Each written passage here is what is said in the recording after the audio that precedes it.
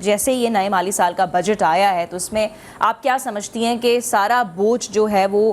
غریب طبقے پہ ڈالا گیا ہے؟ ہم امیر طبقے سے پیسہ نکالنے کی کوشش کیوں نہیں کرتے ہیں؟ جو ہمارے آپ یہ کہہ لیں کہ ایسا کیوں نہیں ہوتا کہ جس سیکٹر سے ہمیں ٹیکس وصولی کرنی چاہیے ہم ان پہ تو کوئی دباؤ رکھتے ہی نہیں ہے، سارا بوجھ جو ہے وہ سیلری کلاس پہ اور پور طبقے پہ آ جاتا ہے؟ اس کے پیچھے کیا وجوہات ہیں؟ دیکھیے اس کے پیچھے سب سے تو وجہ یہ ہے کہ گورنمنٹ خود دولت مند طبقے سے تعلق رکھتی ہے، تو وہ اپنے اوپر بجٹ ٹیکسز نہیں لگانا چاہتے ہیں، وہ کہ جو عیش و عشرت ہے وہ دوسروں کے پیسے سے کرنا چاہتے ہیں۔ ایک دم سے خود کی سیلریز بھی بڑھا دیتے ہیں وہ، ایک دم سے جی میں نے کہا ایک دم سے وہ خود کی سیلریز بھی بڑھا دیتے ہیں، اس پہ بھی آتے ہیں ہم لوگ۔ جی بالکل، پاکستان کا یہ ٹپکل کیس ہے، میں نے اس پہ کئی لکھا بھی ہے کہ پاکستان ایک ایسا ملک ہے جو غریبوں کے اور مڈل کلاس کی جیبوں سے پیسہ نکالتا ہے اور ان کو دولت مند لوگوں پہ خرچ کرتا ہے۔ آپ دیکھیے کہ سیلریڈ کلاس کا ایک بندہ ہے جس کی تنخواہ اگر 4 لاکھ ہے تو 1 لاکھ اس کا ٹیکس میں گورنمنٹ کو ہر مہینے چلا جاتا ہے، اور گورنمنٹ آپ دیکھیے کہ سیلریڈ لوگوں کے اتنے ٹیکسز لگ رہے ہیں، اور مڈل کلاس پہ، لو مڈل کلاس پہ ایک تو یہ ڈائریکٹ ٹیکسز ہیں، اس کے علاوہ جو آپ اور ٹیکسز ہیں جیسے بجلی پہ اور جیسے گیس پہ اور جیسے کموڈیٹیز پہ جی ایس ٹی وغیرہ، تو اس کی وجہ سے جو انڈائریکٹ ٹیکسز ہیں وہ اس کے علاوہ ہیں۔ آپ دیکھیے کہ کچھ عرصہ پہلے 80 کی دہائی میں، 90 کی دہائی میں بھی، 90 میں تو ختم ہو گیا تھا مگر 80 تک بہت زیادہ زور ہوتا تھا کہ ڈائریکٹ ٹیکسز کا جو شرح ہے وہ ٹوٹل ٹیکسز میں بڑھنا چاہیے۔ اگر ڈائریکٹ ٹیکسز بڑھیں گے تو ٹیکس سسٹم پروگریسو ہوگا، اور اگر انڈائریکٹ ٹیکسز بڑھیں گے تو ٹیکس سسٹم ریگریسو ہوگا۔ مگر اب وہ شرح وہ ریئلائزیشن کوئی ذکر ہی نہیں کرتا ہے اس کا۔ اب سارے دیکھیے جو انڈائریکٹ ٹیکسز ہیں وہ زیادہ تر پاکستان کی 2/3 جو ٹیکسز ہیں وہ انڈائریکٹ ٹیکسز سے آ رہے ہیں، اور آئی ایم ایف کی یہ ہوتی ہے کہ جی ایس ٹی آپ لگائیں، اس چیز پہ جی ایس ٹی لگائیں۔ اس کی وجہ سے جو لوگ ٹیکسز دے رہے ہیں، جو بجلی کے ٹیکس وہ دے رہے ہیں، اور جو گیس پہ دے رہے ہیں، اور پیٹرول کو مہنگا کر دیتی ہے گورنمنٹ، پیٹرول سے ٹیکسز کماتی ہے، لیوی کو بڑھا دیا گیا بالکل۔ جی تو اس کی وجہ سے یہ ہوتا ہے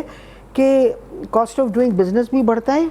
اس کی وجہ سے ہماری قیمتیں بڑھتی ہیں، اور پھر جب قیمتیں بڑھتی ہیں تو آئی ایم ایف گورنمنٹ سے کہتا ہے کہ اب قیمتیں بڑھ رہی ہیں، انفلیشن ہو رہا ہے، تو اس کو آپ اب وہ کریں، اب انٹرسٹ ریٹ کو بڑھائیں۔ اور آپ دیکھیں کہ پاکستان کا انٹرسٹ ریٹ جو تھا وہ ابھی کچھ عرصہ پہلے تک دنیا میں سب سے ہائیسٹ تھا، سب سے زیادہ تھا، 23% تھا۔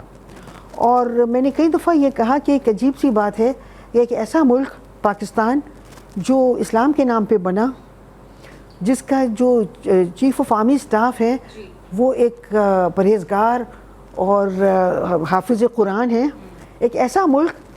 اللہ تعالیٰ اور اس کے رسول سے جنگ میں سب سے آگے ہے، کیونکہ قرآن شریف میں ہے کہ اگر آپ سود یہ کر رہے ہیں تو آپ اللہ تعالیٰ اور اس کے رسول سے جنگ کر رہے ہیں۔ تو ایک ایسا ملک جو قرآن اسلام کے نام پہ بنا ہے اور جس کا سپہ سالار ایک نمازی اور پرہیزگار اور پھر بھی ہم لوگ انٹرسٹ پہ چل رہے ہیں، وہ ہے حافظ قرآن، ہم اللہ تعالیٰ اور اس کے رسول سے جنگ میں سب سے آگے ہیں۔ تو آپ یہ دیکھیے ہماری دوسری گیسٹ ہیں اس شو پہ جنہوں نے یہ بات کی ہے، اور کافی دفعہ ہمارے ایکسپرٹس نے یہ بات بالکل کی کہ ہم پھر بھی سود پہ چل رہے ہیں۔ جی سود پہ چل رہے ہیں۔ اچھا، تو اس کی وجہ سے جب سود کو بڑھاتے ہیں تو اس کی وجہ سے انٹرسٹ ریٹ بڑھتی ہے تو قیمتیں اور بڑھ جاتی ہیں۔ تو پھر میں نے بارہ یہ سب سے پہلے میں نے اس کی نشاندہی کی تھی 90 کی دہائی میں۔ میں نے کہا تھا کہ انٹرسٹ ریٹ بڑھانے سے انفلیشن کم نہیں ہوگا، کیونکہ ہمارا جو انفلیشن ہے وہ کاسٹ پش انفلیشن ہے، کیونکہ آپ نے دیکھا کہ ڈی ویلیویشن جب ہوتا ہے تو ڈی ویلیویشن سے ہماری قیمتیں بڑھ جاتی ہیں امپورٹس کی۔ ہماری امپورٹس آئل کی ہیں، کیپٹل گڈز ہیں، انڈسٹریل را مٹیریل ہے، ان سب کی قیمتیں بڑھتی ہیں۔ پھر جو کنزیومر گڈز ہیں ان کی بھی قیمتیں بڑھتی ہیں، اور پھر جب پیٹرول وغیرہ ان سب کی قیمتیں بڑھتی ہیں تو ڈومیسٹک انڈسٹری کی بھی قیمتیں بڑھ جاتی ہیں۔ تو یہ کاسٹ پش انفلیشن ہے۔ اب میں ذرا مکمل کروں، مگر گورنمنٹ اس کو انٹرسٹ ریٹ بڑھا کے اس کو ٹیکل کرنا چاہتی ہے۔ انٹرسٹ ریٹ آپ جب بڑھا کے انفلیشن کو ٹیکل کر سکتے ہیں جب آپ کا ڈیمانڈ پل انفلیشن ہو، اکانومی بہت گرو کر رہی ہو بہت ہائی ریٹ پہ،